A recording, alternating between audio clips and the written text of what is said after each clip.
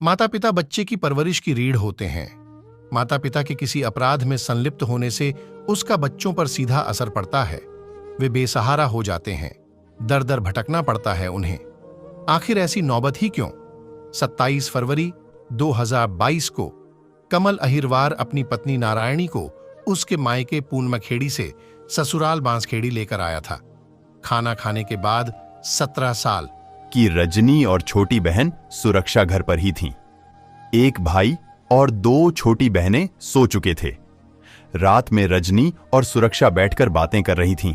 तभी किसी बात को लेकर मम्मी पापा झगड़ने लगे। पापा मां के साथ मारपीट करते हुए कह रहे थे, तुम 1 साल से घर क्यों नहीं आई? उनको झगड़ते देख हम दोनों बहनें हाथ जोड़कर गिड़गिड़ाते हुए पापा से कहने लगीं, पापा मत लड़ो, मम्मी को मत मारो। लेकिन पापा ने हम लोगों की एक न सुनी। इसके बाद मां को घर के अंदर ले गए और लाठी डंडों से पीटने लगे। मां ने बचाव की बहुत कोशिश की, उसकी चूड़ियां भी टूट गईं। जब वह थक कर गिर गई तो पापा उसके पेट पर बैठ गए और किचन से मसाला कूटने वाली पत्थर की लुढ़ियां लेकर आए और मां के सिर पर मारने लगे। पापा ने गुस्से में कई वार किए। मां के सिर से खून निकल रहा था।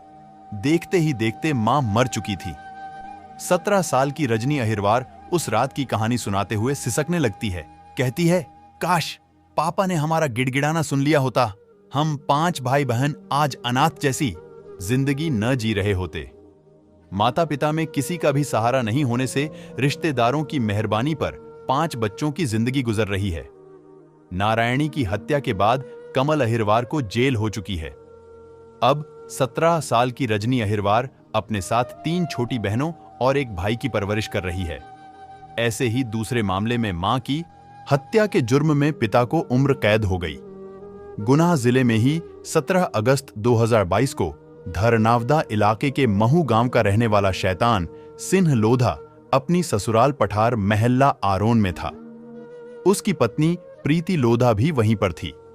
शैतान सिंह अपनी पत्नी के चरित्र को लेकर शक करता था। दूसरा भाग देखने के लिए चैनल को सब्सक्राइब कर लो और कमेंट कर दो।